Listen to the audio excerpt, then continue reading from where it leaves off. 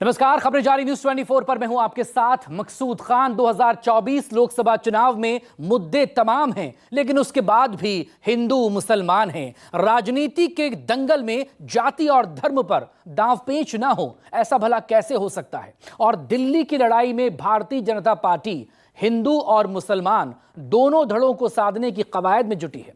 चुनाव के final phase तक पहुंचते पहुंचते बीजेपी ने मुस्लिम वोट बैंक के जरिए कांग्रेस पर बड़े हमले करने शुरू कर दिए, तो वहीं पश्चिम बंगाल और असम जैसे राज्यों में बीजेपी ने पूरी तरह से मुस्लिम वोटर्स को टारगेट किया है। आइए आपको दिखाते हैं आखिर क्या वजह है कि लोकसभा चुनाव में भी हिंदू मुस्लिम लाजमी हो गया और 24 का चुनाव हिंदू मुसलमान हो गया।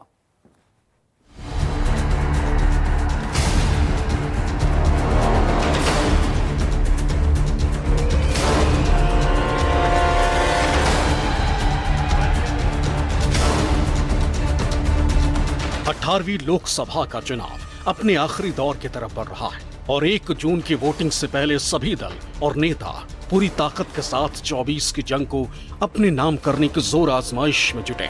रैलियों का दौर जारी है और साथ ही तेज हो चुकी है जबानी जंग। और 7वें फेज की पूरी लड़ाई अब हिंदू मुसलमान के मुद्दे पर अटकी है। 7 चरणों के आखिरी चरण में 1 जून को कुल 57 सीटों पर वोटिंग होगी। इनमें यूपी की 13 सीटों पर, पंजाब के सभी 13 सीटों पर, बिहार की 8 सीटों पर, पश्चिम बंगाल की 9 सीटों पर, हिमाचल की 4 सीटों पर, झारखंड की 3 सीटों पर, उड़ीसा की 6 सीटों पर और चंडीगढ़ की 1 सीट पर वोटिंग है। इन राज्यों में पश्चिम बंगाल, बिहार, उड़ीसा ऐसे राज्य हैं जहां मुस्लिम आबादी ज्यादा है। साथ ही उत्तर प्रदेश की कुछ सीटों पर भी मुस्लिम वोटर्स निर्णायक साबित होते हैं। यही वजह है कि इन राज्यों में बीजेपी पूरी तरह से हिंदू मुसलमान के सहारे वोटों की राजनीति करने में जुटी है। हमारे संविधान ने दलितों, पिछड़ों को आरक्षण दिया है, लेकिन बंगाल में उस आरक्षण की खुली लूट हो रही है।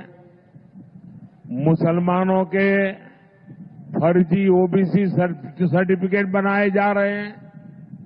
ओबीसी समाज का हक छीनकर मुसलमानों को दिया जा रहा है।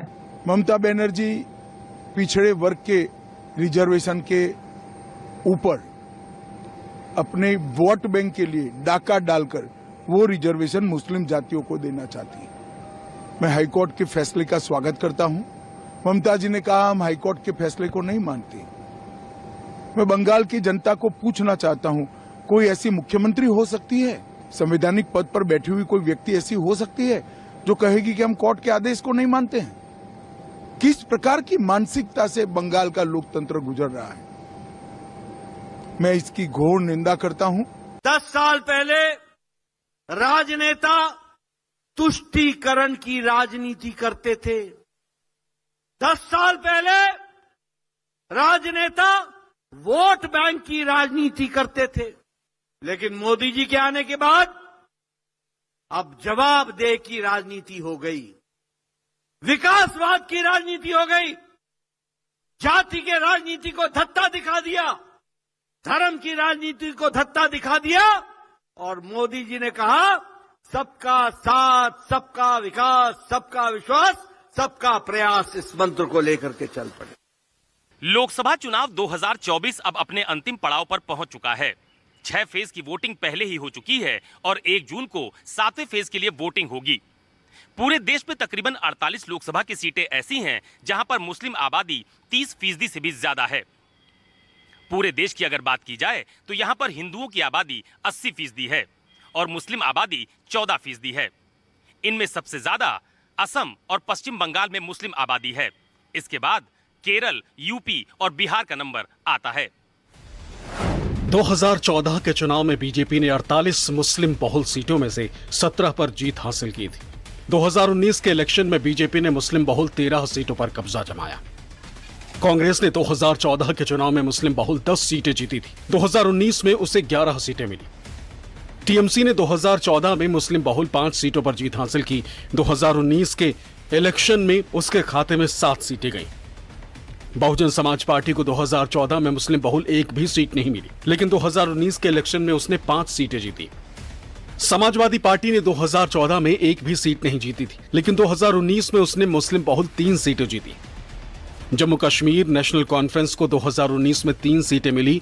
2014 के चुनाव में पार्टी एक भी मुस्लिम बहुल सीट नहीं जीत पाई थी। अन्य पार्टियों को 2014 के इलेक्शन में 16 सीटें और 2019 के इलेक्शन में 6 सीटें मिली थी। हिंदुत्व बीजेपी का कोर राजनीतिक एजेंडा रहा है। राम मंदिर की लड़ाई के सहारे बीजेपी संसद में 2 से 303 के आंकड़े तक पहुंची और 2024 लोकसभा चुनाव में भी बीजेपी और पीएम मोदी ने राम मंदिर निर्माण के मुद्दे को जोर शोर से उठाना शुरू भी किया। लेकिन कांग्रेस का चुनावी मैनिफेस्टो न्याय पत्र जारी होते ही मुद्दों की शक्ल सूरत भी बदलने लगी। पीएम मोदी ने कांग्रेस के मैनिफेस्टो में मुस्लिम लीग की झलक बता दी। उसके बाद पीएम मोदी ने कांग्रेस पर मैनिफेस्टो के जरिए सिर्फ मुसलमानों का हित साधने की कोशिश का आरोप लगाया। पीएम मोदी ने कांग्रेस की सोच को अर्बन नक्सल करार दिया, तो साथ ही कांग्रेसी मैनिफेस्टो पर चिंता जताते हुए कहा कि कांग्रेस सत्ता में आई तो महिलाओं के मंगलसूत्र तक बेच देगी।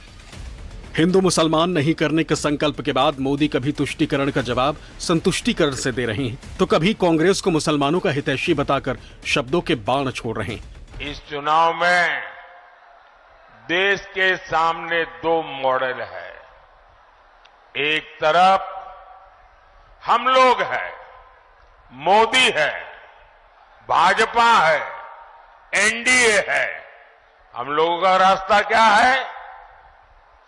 हम लोगों का रास्ता है संतुष्टीकरण। और दूसरी तरफ सपा हो, कांग्रेस हो, गठबंधन गठबंधन हो, उनका मॉडल है तुष्टीकरण, अपीजमेंट। कांग्रेस उस समय चाहती थी कि देश के सारे बजट का 15% सिर्फ मुसलमानों पर खर्च हो। तब भाजपा के जबरदस्त विरोध के बाद ये कामयाब नहीं हो पाए थे। कांग्रेस के लिए माइनॉरिटी सिर्फ एक ही है, उसका अपना प्रिय वोट बैंक। सिर्फ पीएम मोदी ही नहीं, पीएम मोदी के सिपह सालार भी खुलकर कांग्रेस को मुसलमानों की पार्टी कहने से नहीं चूक रहे हैं। यहाँ सांसद तो जीत जाएंगे अपना सीट आराम से। वायनाड, रायबरेली, 2 जगह जहां जहां मुसलमान है वहां जीतेगा। तो मतलब वायनाड से जीत जाएंगे। मुसलमान है तो जीतेगा। बीजेपी और पीएम मोदी के हिंदू मुस्लिम के एजेंडे पर विपक्ष पूरी तरह से हमलावर है।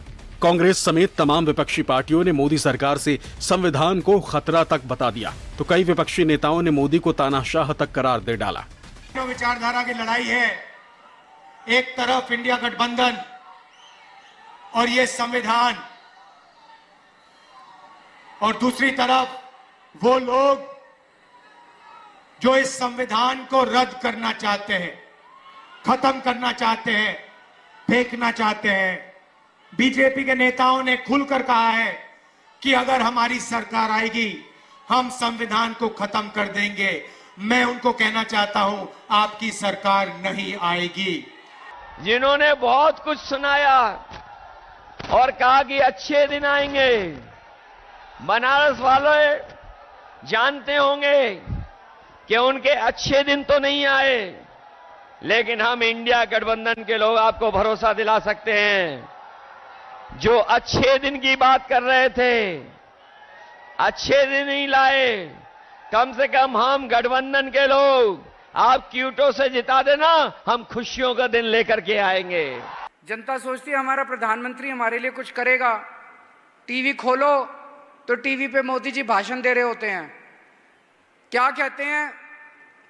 ये इंडिया गठबंधन वालों को वोट मत दे देना, ये तुम्हारा मंगलसूत्र छीन के भाग जाएंगे। उत्तर प्रदेश में भाषण दे रहे थे, टूटी खोल के भाग जाएंगे। क्यों टूटी खोल के? क्या मतलब है इसका यार? क्या हो गया उनको?